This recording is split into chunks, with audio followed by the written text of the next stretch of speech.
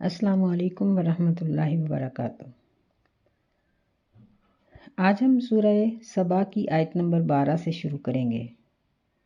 اعوذ باللہ السمیع العلیم من الشیطان الرجیم، بسم اللہ الرحمن الرحیم۔ وَلِسُلَيْمَانَ الرِّيحَ غُدُوُّهَا شَهْرٌ وَرَوَاحُهَا شَهْرٌ، اور سلیمان علیہ السلام کے لیے ہوا کو تابع کر دیا۔ غُدُوُّهَا شَهْرٌ، اس کا صبح کا چلنا یا صبح کا سفر 1 ماہ کا اور شام کا سفر 1 ماہ کا تھا، یعنی صبح کا چلنا اور شام کا چلنا ایک ماہ کا تھا۔ وَأَسَلْنَا لَهُ عَيْنَ الْقِطْرِ، اور ہم نے اس کے لیے بہا دیا تانبے کا چشمہ۔ وَمِنَ الْجِنِّ مَن يَعْمَلُ بَيْنَ يَدَيْهِ بِإِذْنِ رَبِّهِ، اور جنوں میں سے ایسے جنات تھے جو ان کے سامنے کام کرتے تھے اور وہ اللہ تعالیٰ کے حکم کے ساتھ کرتے تھے، یعنی سلیمان علیہ السلام کے سامنے کام کرتے تھے اور اپنے رب کے حکم سے کرتے تھے۔ وَمَن يَزِغْ مِنْهُمْ عَنْ أَمْرِنَا نُذِقْهُ مِنْ عَذَابِ السَّعِيرِ، اور ان میں سے جو بھی ہمارے حکم سے ٹیڑھا پن اختیار کرتا تھا ہم اس کو جلنے والا عذاب چکھا دیتے تھے۔ سیدنا سلیمان علیہ السلام یہ سیدنا داؤد علیہ السلام کے فرزند ارجمند ہیں، بیٹے ہیں ان کے، اور اللہ تعالیٰ نے یہاں ان دونوں نبیوں کا ذکر کیا ہے کہ یہ بہت مالدار تھے، ان کی حکومتیں بہت امیرانہ حکومتیں تھیں، اور اللہ تعالیٰ نے بہت سے خزانے ان کے ہاتھوں میں دے دیے تھے، جیسا داؤد علیہ السلام کے لیے لوہا نرم کر دیا، اور سیدنا سلیمان علیہ السلام کے لیے تو اللہ تعالیٰ نے بہت کچھ کیا، یعنی تانبا بھی نرم کیا، جنات کو بھی ان کے تابع کر دیا، ہواؤں کو بھی ان کے تابع کیا، اور حیوانات کو بھی ان کے تابع کر دیا تھا۔ یہاں یہ ذکر ہے کہ سلیمان علیہ السلام کے لیے جو ہوا متی کی گئی تھی، تابع کی گئی تھی، اس کا صبح کا سفر 1 ماہ کا اور شام کا سفر 1 ماہ کا تھا۔ اس کا ایک مطلب تو یہ ہے کہ مہینے بھر کا سفر ہوا ان کو ایک صبح میں اور ایک شام میں کروا دیتی تھی، جس طرح آج کل ہوائی جہاز کے ذریعے سے سفر کیا جاتا ہے تو وہ بہت لمبا چوڑا سفر بہت مختصر ٹائم میں ہو جاتا ہے۔ اور مفسرین نے اس کی یہ تفسیر بھی کی ہے کہ سلیمان علیہ السلام کے لیے اللہ تعالیٰ نے ہوا کو مسخر کیا، اور یہ ہوا ان کے جو ان کا ملک تھا، ان کا جو جہاں یعنی دارالحکومت تھا، 1 مہینہ مشرق کی جانب چلتی تھی اور 1 مہینہ وہ مغرب کی جانب چلتی تھی، جس کی وجہ سے مال بردار جہاز سمندر کے اندر بہت تیزی کے ساتھ سفر کرتے، اور مہینے بھر کا سفر وہ تھوڑے وقت میں کر لیتے، اور مہینہ بھر یہ سامان جاتا رہتا، اور پھر وہاں سے تجارتی مال واپس جب آنا ہوتا تو یہ ہوا الٹے رخ چلتی، یعنی جنوب کی جانب مغرب کی جانب یہ چلتی تھی، تو جس کی وجہ سے یہ جہاز واپس مغرب کی جانب یعنی فلسطین میں آ پہنچتے تھے۔ بہرحال دونوں چیزیں ہی ٹھیک ہیں، اگر بعض روایات میں یہ بھی ہے کہ یہ اپنے سفر کے لیے بھی ہوا کو استعمال کر لیتے تھے، اللہ تعالیٰ نے ان کو یہ سارا معجزہ عطا کیا تھا۔ وَأَسَلْنَا لَهُ عَيْنَ الْقِطْرِ، یہ ان کا دوسرا بہت بڑا معجزہ ہے کہ اللہ تعالیٰ نے ان کے لیے تانبے کو نرم کر دیا، بہا دیا، یعنی کثرت ہو گئی، جس طرح ہم بھی کہتے ہیں نا کہ دودھ کی نہریں بہہ گئیں، یعنی مطلب یہ ہوتا ہے کہ فراوانی ہو گئی، کسی بھی چیز کا کثرت سے ہو جانا بہا دینے کے معنی میں ہے۔ اور یہ بھی مطلب ہے کہ اللہ تعالیٰ نے ان کو، چونکہ یہ جتنی بھی دھاتیں ہیں یہ زمین کے نیچے یہ ریت کی شکل یا اس طرح کی دوسری چیزوں میں مکس ہوتی ہیں، تو اللہ تعالیٰ نے ان کو اس چیز کا نکالنا، تانبے کا نکالنا ان کے لیے آسان کر دیا، اور ان کی حکومت کے دوران فوجی سامان جو تھا وہ تقریباً تانبے سے ہی تیار کیا جاتا تھا، اس کے علاوہ بہت سے برتن اور گھر کے استعمال کی چیزیں یہ اس وقت سے تانبے سے استعمال ہونا شروع ہوئیں۔ اور یعنی ایک خبر کے مطابق یہ بھی ہے کہ بنو اسرائیل اب بھی تانبے کے اس مقام کی تلاش میں ہے، یعنی ان کا ذہن یہ ہے کہ ان کے سلیمان علیہ السلام کو کسی جگہ سے کوئی تانبے کی کان ملی تھی، تو وہ اب بھی اس کی تلاش میں ہیں کہ وہ ہمیں مل جائے۔ بہرحال سارے ہی اس کے مفہوم ٹھیک ہے۔ اور پھر یہ جنات سے بھی کام کرواتے تھے، یعنی اللہ تعالیٰ نے جنات کو بھی ان کا تابع کر دیا تھا۔ ویسے تو جنات تمام انبیاء کے تابع ہوتے ہیں، نبی صلی اللہ علیہ وسلم سے بھی واقعات اس طرح کے ملتے ہیں، لیکن آپ نے باقاعدہ ان لوگوں کو، جنات کو، اپنی حکومت میں سلیمان علیہ السلام کی طرح شامل نہیں کیا۔ تو اللہ تعالیٰ نے بڑے بڑے سرکش اور بڑے بڑے طاقتور جن ان کے ماتحت کیے ہوئے تھے، جو ان کے لیے بہت سی چیزیں بنا دیتے تھے۔ یعملون لہ ما یشاء من محاریب و تماثیل و جفان کالجواب وقدور الراسیات۔ فرمایا کہ وہ جن اس کے لیے، یعنی سلیمان علیہ السلام کے لیے بنا دیتے تھے جو بھی وہ چاہتے تھے، من محاریب بڑی بڑی عمارتیں، اور تماثیل بڑی بڑی تصویریں، وجفان اور تالاب، جو یعنی حوض کل جوابی جو تالابوں کی مانند تھے، وقدور الراسیات اور دیگیں چولہوں پر چڑھی ہوئی، اعملوا آل داود شکرا وقلیل من عبادی الشکور، اور اے آل داود تم شکر کا عمل کرو اور میرے ان قلیل بندوں میں شامل ہو جاؤ جو شکر کرنے والے ہیں، یا یہ ہے کہ میرے شکر کرنے والے بندے قلیل ہی ہوتے ہیں، تھوڑے ہی ہوتے ہیں۔ تو اس آیت مبارکہ میں سلیمان علیہ السلام کے معجزات کی یہ ایک اور صورت ذکر کی ہے کہ وہ جنات بھی ان کے تابع تھے جن سے وہ بہت کچھ بنواتے تھے۔ محاریب یہ محرابن کی جمع ہے، اور اگر اس کو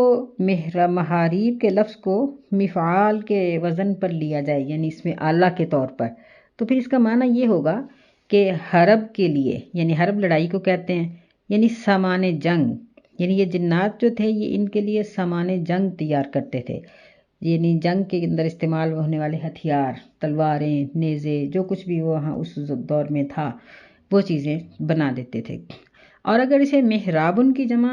کیا جائے تو پھر اس سے مراد عمارت ہے، قلعے، بڑی بڑی شاندار عمارتیں، یعنی اس کے کئی معنی اس لفظ کے آتے ہیں۔ اور پھر عبادت کے لیے خاص جو کمرہ ہوتا ہے، قرآن مجید میں اس کو بھی محراب کہا گیا ہے، جس طرح سیدنا زکریا علیہ السلام کا ذکر آیا، وَهُوَ قَائِمٌ يُصَلِّي فِي الْمِحْرَابِ، کہ وہ محراب میں کھڑے نماز پڑھ رہے تھے۔ تو اس طرح یعنی اس طرح کے کمرے اور اس طرح کی چیزیں یہ سلیمان علیہ السلام ان سے تیار کروایا کرتے تھے جنات سے۔ اور ہتھیاروں کا، جنگی ہتھیاروں کا تیار کروانا بھی بعید نہیں ہے، یعنی یہ بھی اس میں شامل ہے۔ تماثیل یہ لفظ یہ تمثیل کی جمع ہے، تمثال کی جمع تماثیل ہے۔ تو اس سے یعنی مطلب معلوم یہ ہوتا ہے، اس کا معنی مفہوم یہ ہے کہ ایسی چیز جو کسی دوسری چیز کی نقل پر بنائی گئی ہو۔ تو بعض نے اس کا معنی یہ لیا ہے کہ سیدنا سلیمان علیہ السلام ان سے شیر، چیتے، ریچھ اور اس طرح کے جانوروں کے مجسمے بنواتے تھے، نعوذ باللہ من ذالک۔ یہ چیزیں تو تورات، زبور، انجیل ہر چیز میں بنانی منع ہے، اب بھی ان کے اندر اس چیز کا حکم موجود ہے ان کتابوں میں کہ ان چیزوں کا بنانا منع ہے۔ تو پھر ایک نبی اس طرح کا کام کیسے کر سکتے ہیں؟ تو یہاں تماثیل سے مراد یہ نہیں ہے، بلکہ یہ ہے کہ مختلف قسم کی ملتی جلتی عمارتیں اور بے جان چیزوں کی تصویریں، یعنی ایسی تصویریں مثلاً کوئی جس طرح جنگلوں کے مناظر ہوتے ہیں یا اور اس قسم کی چیزیں، یا ایسی عمارتیں، یا پھر یہ ہے کہ عمارتوں کے ماڈل، یعنی ان کے نقشے ان سے بنوایا کرتے تھے، جو جنات اللہ تعالیٰ کے حکم سے اور سلیمان علیہ السلام کی تابعداری کرتے ہوئے بنا دیتے تھے۔ وجفان کالجواب، جفان یہ جفنت ان کی جمع ہے، اور جواب جو ہے یہ جوابی ان کی جمع ہے، بلکہ یہ ہے جابیت ان کی جمع، یہ اصل میں الجوابی تھا اور یہ جابیت ان کی جمع ہے۔ تو اس کا مطلب یہ ہے کہ اتنے بڑے بڑے حوض بنا دیتے تھے کہ جس طرح قدرتی تالاب ہوتے ہیں۔ ظاہر بات ہے کہ جب ان کے ساتھ ان کی حکومت میں جنات بھی شامل تھے تو پھر ان کے کھانے پینے کے لیے چیزیں بھی تو زیادہ ہی چاہیے تھی نا، تو اس طرح سے یہ بڑے بڑے حوض ان کو تعمیر کر دیتے تھے جن میں پانی جمع کر لیا جاتا تھا، اور یعنی نہ جانے کہ وہ ڈیم کی طرح ہوں گے یا کس طرح کے بنا دیتے تھے۔ وقدور الراسیات، قدور یہ یعنی دیگیں، یہ قدر ان کی جمع ہے، ہانڈی جسے کہتے ہیں، دیگ۔ راسیات کا معنی یہ ہوتا ہے کہ یعنی راسیات قرآن مجید میں پہاڑوں کو بھی کہا گیا ہے، یعنی زمین میں جس طرح گڑھے کھودے ہوئے ہوں، اس کو راسیات بھی کہتے ہیں۔ تو سلیمان علیہ السلام کی فوجیں بکثرت تھیں، تو ظاہر بات ہے کہ لوگوں کی کثرت کی وجہ سے پھر ان کے کھانے کے برتن بڑے ہی ہوں تو پھر ہی کھانا پک سکتا ہے، چھوٹے برتنوں میں کھانا کب تک اور کہاں تک کام آئے گا۔ تو یہ اتنی بڑی بڑی دیگیں بناتے تھے تانبے سے، یا پھر یہ تھا کہ پہاڑوں کو اس طریقے سے کریت دیتے، کھرچ دیتے کہ اوپر سے دیگ بن جاتی اور نیچے سے چولہا۔ تو ظاہر ہے کہ پھر ان دیگوں کو پکاتے بھی جنات ہی ہوں گے، کیونکہ اتنی بڑی دیگ میں کوئی انسان تو چمچہ نہیں ہلا سکتا، بلکہ جن ہی پھر اس کو پکاتے ہوں گے، واللہ عالم کہ کیا ان کا پھر یہ سلسلہ تھا۔ بہرحال یہ سیدنا داؤد سلیمان علیہ السلام کو اللہ تعالیٰ نے یہ سارے ہی معجزے عطا کیے تھے، اور سب کچھ عطا کرنے کے بعد اللہ تعالیٰ نے یہ حکم دیا کہ اعملوا آل داؤد شکرا، کہ اے آل داؤد تم شکر کا عمل کرو، یعنی اللہ تعالیٰ کی ان تمام نعمتوں کی قدر کرو۔ اور شکر یہ بہت سے اعمال کا مجموعہ ہے، اللہ تعالیٰ کی پہچان، پھر نعمت دینے والے کا شکریہ، پھر نعمت کی قدردانی، پھر اس کی ضرورت، پھر اس کو اس کے صحیح طریقے پر استعمال کرنا، پھر نعمت دینے والے کا شکریہ ادا کرنا اور اس کی حمد بیان کرنا، یعنی یہ سب کچھ سلیمان علیہ السلام کی آل کو حکم دیا گیا تھا کہ تم اللہ تعالیٰ کا شکر کرو۔ اور یہ فرمایا وَقَلِيلٌ مِّنْ عِبَادِيَ الشُّكُورُ، کہ میرے جو شکر گزار بندے ہیں وہ بہت ہی کم ہیں، تھوڑے ہیں، اور ان تھوڑے لوگوں کے اندر تم شریک ہو جاؤ۔ تو یہ قلیل لوگوں میں شامل ہونا، یہ ایک صحابی کا ذکر بھی آتا ہے کہ وہ ایک مرتبہ دعا کر رہے تھے کہ اللہ مجھے قلیل لوگوں میں شامل کر دے۔ تو سننے والے نے تعجب کیا، تو انہوں نے کہا کہ قرآن مجید میں دیکھو کہ نیک عمل کرنے والے جہاں کہیں بھی ذکر کیے گئے ہیں ان کی قلت ہی بیان کی گئی ہے۔ تو میں اس لیے کہتا ہوں کہ جو اللہ تعالیٰ کے نیک اور قلیل بندے ہیں، اللہ تعالیٰ مجھے بھی ان میں شامل کر لے۔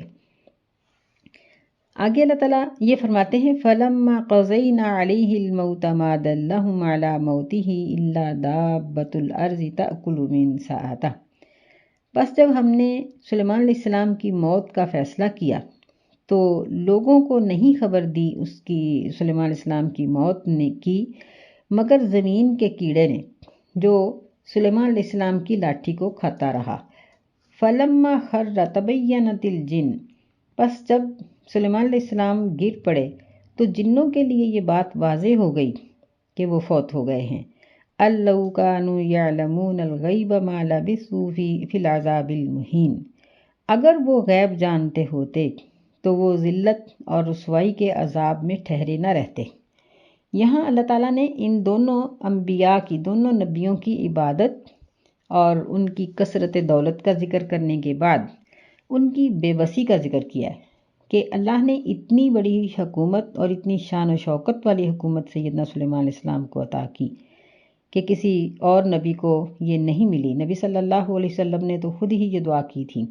کہ اے اللہ میرے بھائی سلیمان علیہ السلام کی جو دعا کہ انہوں نے یہ کہا تھا کہ اللہ یہ حکومت میرے تک ہی ختم ہو جائے، کہ کسی اور کو ملے گی تو کوئی سرکشی میں آ جائے گا، تو نبی صلی اللہ علیہ وسلم اسی بات کے خواہش مند تھے کہ یہ حکومت انہی تک رہے، ورنہ اگر آپ جنات کو پکڑتے اور ان سے کام لیتے تو سلیمان علیہ السلام سے زیادہ لے سکتے تھے۔ بہرحال ایک ایسا جلیل القدر نبی جو جنات کے اوپر بھی حکومت کرے، اس کا اپنا حال یہ ہے کہ جب ان کی موت کا وقت آیا تو اپنے آپ کو بچا نہیں سکے، حالانکہ کہا جاتا ہے کہ اس وقت میں بیت المقدس کی تعمیر ہو رہی تھی اور کوئی بھی شخص اپنے منصوبے کو نامکمل نہیں چھوڑنا چاہتا، لیکن سلیمان علیہ السلام کی ایک تو وفات ہو گئی، اور پھر ایک یہ تھا کہ جنات کو ان کی وفات کا علم اس وقت ہوا جب ان کی لاٹھی کو دیمک نے کھا لیا اور وہ اس کی لاٹھی کے گرنے کی وجہ سے خود بھی گر گئے۔ اب یہاں ایک بات تو یہ ہے بیان کی گئی کہ سلیمان علیہ السلام اتنی بڑی حکومت کے باوجود اللہ تعالیٰ کی کائنات میں با اختیار نہیں تھے، بلکہ با اختیار صرف اللہ ہی کی ذات ہے کہ وہ اپنی موت کے اوپر قدرت نہیں پا سکے، اپنی موت کو نہ روک سکے ہیں نہ کسی کو پہلے بتا سکے ہیں۔ دوسری یہ بات یہاں ذکر کی گئی ہے کہ جو جنات کی پیروی کرنے والے اور جادو کرنے والے لوگوں کا ایک نظریہ ہے، اور مشرکین کا جو جنوں کی پوجا کرتے ہیں ان کا ایک نظریہ ہے کہ یہ جن غیب دان ہیں، تو ان کو اللہ تعالیٰ نے اس بات کی خبر دی ہے کہ جن غیب دان نہیں ہیں. اگر غیب دان ہوتے تو ان کو پتہ ہوتا کہ سلیمان علیہ السلام تو پہلے سے فوت ہو گئے. اب تیسری بات جو اس آیت میں ذکر کی گئی ہے وہ یہ ہے کہ سلیمان علیہ السلام کی وفات کا کب تک علم نہیں ہوا. اس کی بہت سی توجیحات لوگوں نے کی ہیں، لیکن پہلی بات تو یہ ہے کہ قرآن میں یا حدیث میں اس کی کوئی تفسیر نہیں آتی کہ سلیمان علیہ السلام کی وفات کے کتنی دیر بعد لوگوں کو یا جنات کو پتہ چلا کہ وہ فوت ہو گئیں. لیکن کچھ لوگوں نے جو ذکر کیا ہے، کسی نے کہا 1 سال، کسی نے زیادہ، کسی نے تھوڑا، تو یہ بات ٹھیک نہیں ہے، کیونکہ سلیمان علیہ السلام بالآخر ایک انسان تھے، اور انسان کے لیے کھانا پینا، بول و براز، پھر یہ اس کی ذاتی ضروریات کے ساتھ ساتھ ان کی حکومت کے معاملات، کیونکہ جو شخص اتنی عظیم حکومت کر رہا ہو وہ تو ایک تھوڑی دیر کے لیے بھی فارغ نہیں ہوتا، تو ان کے یہ سارے معاملات، پھر اسی طرح ان کی نمازیں، پھر مسلمان غسل کرتا ہے، نہاتا ہے، کپڑے بدلتا ہے، بیوی بچوں کی خیر خبر پوچھتا ہے،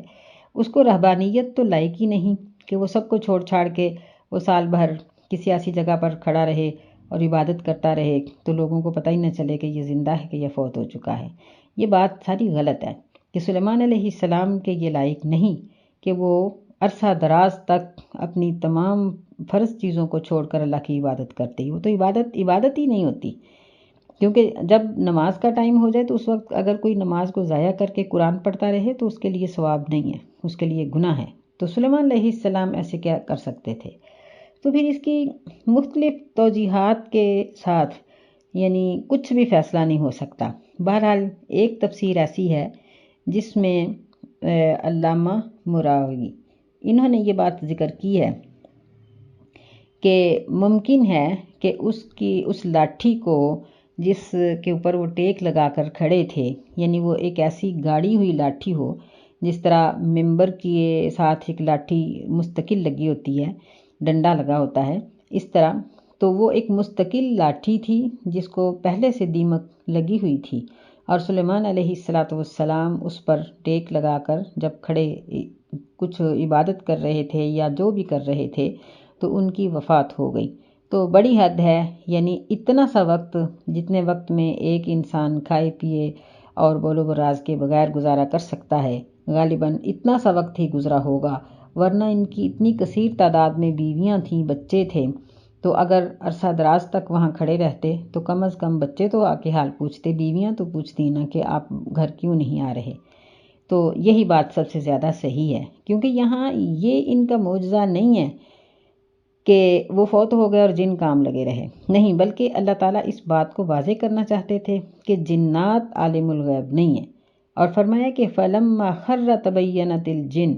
جب وہ گر پڑے تو پھر جنوں کو معلوم ہوا کہ یہ تو وفات پا چکے ہیں. اَلَّوْ كَانُوا يَعْلَمُونَ الْغَيْبَ، اگر جنات غیب کا علم جانتے ہوتے، مَا لَبِثُوا فِي الْعَذَابِ الْمُهِينِ، تو وہ اس ذلت یعنی وہ رسوائی والا اور مشقت والا جو عذاب تھا، کیونکہ یہ سرکش شیاطین یہ باندھ کر بھی ان سے کام لیا جاتا تھا، تو وہ اس میں کبھی بھی نہ ٹھہرے رہتے، اور یہی بات درست محسوس ہوتی ہے. آگے اللہ تعالیٰ ایک نافرمان اور مالدار قوم کا تذکرہ کرتے ہیں. فرمایا لَقَدْ كَانَ لِسَبَإٍ فِي مَسْكَنِهِمْ آیَةٌ، کہ بلا شبہ یقینی بات ہے کہ سبا کے لیے اس کے رہنے والوں کی جگہ میں ایک نشانی ہے. جنتان عن یمین و شمال، 2 باغ دائیں جانب اور بائیں جانب، یعنی شمال میں اور جنوب میں. کُلُوا من رزق ربکم، کھاؤ تم اپنے رب کے رزق سے. واشکروا لہ، اور اللہ کا شکر ادا کرو. بلدۃ طیبۃ و رب غفور، یہ ایک پاکیزہ شہر ہے اور رب ہے بخشنے والا. فَأَعْرَضُوا فَأَرْسَلْنَا عَلَيْهِمْ سَيْلَ الْعَرِمِ، پس انہوں نے اعراض کر لیا، منہ پھیر لیا، تو ہم نے ان کے اوپر ارم نامی بند کا سیلاب بھیجا. وَبَدَّلْنَاهُمْ بِجَنَّتَيْهِمْ جَنَّتَيْنِ، اور ہم نے ان کے ان 2 باغوں کی جگہ پر دوسرے 2 باغ ان کو دے دیے. ذَوَاتَيْ أُكُلٍ خَمْطٍ، جو کڑوے ذائقے والے تھے. وَأَثْلٍ، اور جھو کے درخت. وَشَيْءٍ مِّن سِدْرٍ قَلِيلٍ، اور کچھ تھوڑے درخت تھے بیری کے. یہ سبا شہر، اس کے بارے میں نبی صلی اللہ علیہ وسلم سے ایک صحابی نے پوچھا کہ یہ سبا کون ہے، مرد ہے، عورت ہے، زمین ہے، علاقہ ہے؟ تو نبی صلی اللہ علیہ وسلم نے فرمایا کہ یہ ایک عرب شخص تھا جس کو اللہ تعالیٰ نے 10 بیٹے دیے، جن میں سے 6 یمن میں آباد ہوئے اور 4 شام کے علاقے میں آباد ہوئے۔ تو اس طرح اللہ تعالیٰ نے ان کے علاقے کو بہت ہرا بھرا کر دیا اور بہت رزق اللہ تعالیٰ نے ان کو عطا کیا، چونکہ یہاں کوئی پانی کا کوئی ایسا انتظام نہیں تھا، نہ دریا تھے نہ نہریں تھیں، بلکہ ان لوگوں نے بارش کے پانی کو اکٹھا کر کے اس کے لیے بہت سے ڈیم بنا رکھے تھے، اور ان ڈیموں سے ہی یہ سارا سال پانی حاصل کرتے، کھیتی باڑی بھی کرتے، اور اس کے ساتھ ساتھ وہ یعنی اسے کھیتی باڑی کے ساتھ یہ استعمال کے لیے بھی پانی سارا اسی سے ہی استعمال کیا کرتے تھے۔ تو اسی طرح انہوں نے جو زراعت کے لیے مختلف جگہوں پر انہوں نے سینکڑوں بند باندھ کر ڈیم بنائے ہوئے تھے، ان میں سے ایک کا نام سد معارب بھی تھا، اور یہ ان کے دارالحکومت کا نام بھی معارب ہی ہے، جس کی وجہ سے اس بند کا نام بھی معارب ہی ڈالا گیا۔ کہا جاتا ہے کہ یہ بند تقریباً 150 فٹ لمبا اور 500 فٹ یہ چوڑی دیوار کا بنا ہوا تھا، اور اس کا اکثر حصہ تو تقریباً ختم ہو چکا ہے، لیکن کچھ حصہ اس کا تقریباً ایک ثلث دیوار اب بھی باقی ہے، اور یہ اپنے علاقے کے اندر موجود ہے۔ سیاح لوگ جب جہاں جاتے ہیں تو وہاں وہ اس کو دیکھتے ہیں۔ تو اس کے اندر ان کا پانی بہت سا جمع تھا، اور یہ باغ جو تھا اس کے دائیں جانب مشرق اور مغرب کے 2 بڑے بڑے دروازے تھے مشرق و مغرب میں، جن کی وجہ سے پانی تقسیم ہوتا تھا اور آگے سارے کھیتوں کے اندر پانی جو تھا وہ چلا جاتا تھا، اور اسی طرح دوسری جانب بھی اس کے بڑے بڑے 2 دروازے تھے، جس کی وجہ سے اس جانب بھی پانی چلا جاتا تھا، اور ان پانیوں سے یہ باغات بہت پھلے پھولے تھے، اور یعنی ہر طرف سبزہ ہی تھا۔ بعض نے یہ کہا ہے کہ یہ باغوں کا سلسلہ اتنا وسیع تھا کہ ہر گھر اور ہر گلی کے دائیں بائیں ہر طرف باغ ہی باغ تھے۔ تو اللہ تعالیٰ نے ان کو زراعت کی بہت زیادہ فراوانی عطا کی ہوئی تھی، لیکن جب انہوں نے اللہ تعالیٰ کی نافرمانی کی تو یہی بند ان پہ ٹوٹا، اور اس کے ٹوٹنے کی وجہ سے جب سیلاب آیا تو ظاہر ہے کہ جب سیلاب آتے ہیں اور پانی عرصہ تک کھڑا رہتا ہے تو پھر وہ زمین شریلی ہو جاتی ہے، تو پھر ان کو یہ سزا دی گئی کہ ان کی جو زرخیز زمینیں تھیں اس کی بجائے ان کی زمینوں کو بنجر کر دیا گیا، اور یہ اس طرح سے بنجر ہو گئیں کہ وہاں چند بیریوں کے درخت یا کیکر کے درخت یا اس قسم کے جھاؤ کے درخت، اس کے علاوہ اور کوئی چیز یہاں نہیں اگتی تھی۔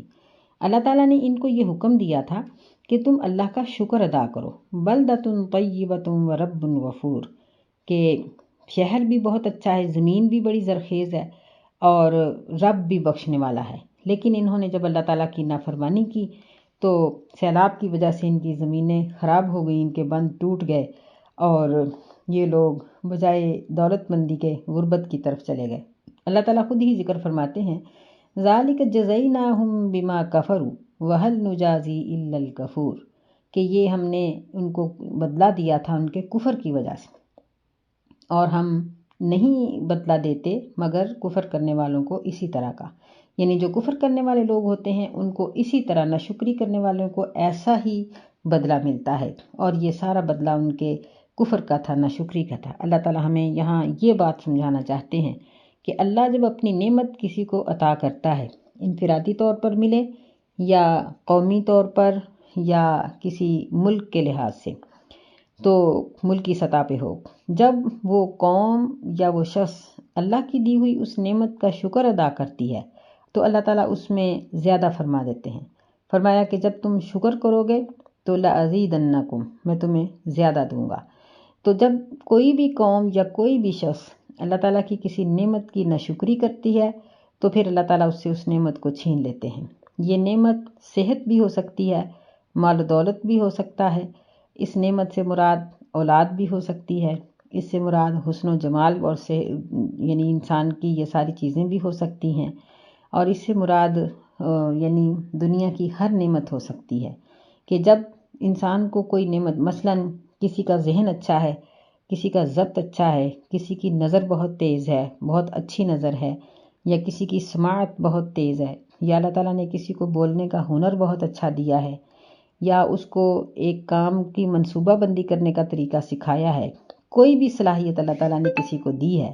انفرادی طور پر یا اجتماعی طور پر، تو جب تک ان صلاحیتوں کو صحیح طریقے سے استعمال کیا جاتا رہے اللہ تعالیٰ اس میں برکت کرتے رہتے ہیں، اور جب انسان اس کی ناشکری کرتا ہے تو پھر یہ نعمتیں چھن جاتی ہیں۔ یہاں ایک بات اور بھی یاد رکھنے کی ہے، وہ یہ ہے کہ بعض اوقات کسی شخص کی قسمت میں کسی نعمت کے استعمال کی کمی ہوتی ہے، یعنی جس طرح انبیاء علیہم السلام ہیں کہ ان کے اوپر بیماریاں بھی بہت آئیں، آزمائشیں بھی بہت آئیں، تو اس لیے ہم کسی بھی آزمائش میں پڑے ہوئے شخص کو دیکھ کر یہ فیصلہ نہیں کر سکتے کہ شاید اس کی ناشکری کی وجہ سے اس کی صحت یا اس کی نعمت چلی گئی ہے، نہیں، بلکہ کبھی تو یہ چیزیں چلی جاتی ہیں بندے کی ناشکری کی وجہ سے، اور کبھی یہ چیزیں چلی جاتی ہیں بندے کے امتحان کی وجہ سے، تو یہ فیصلہ صرف اللہ کے ہاتھ میں ہے۔ ہمیں جو حکم دیا گیا ہے وہ یہ ہے کہ نعمت ملے تو شکر کرو، اور اگر مصیبت آئے تو صبر کرو۔ نبی صلی اللہ علیہ وسلم نے فرمایا کہ مومن کے لیے دونوں ہی راہیں، دونوں معاملے ہی بہت اچھے ہیں۔ اگر اس کو نعمت ملتی ہے شاکرہ تو وہ شکر کرتا ہے، اور اگر اس کو تکلیف آتی ہے تو اس پر صبر کرتا ہے، اور دونوں ہی چیزیں اس کے لیے بہتر ہیں۔ تو اللہ تعالیٰ سے دعا ہے کہ اللہ ہمیں صحیح معنوں میں مومن بننے کی توفیق عطا فرمائے، آمین۔ السلام علیکم ورحمۃ اللہ وبرکاتہ۔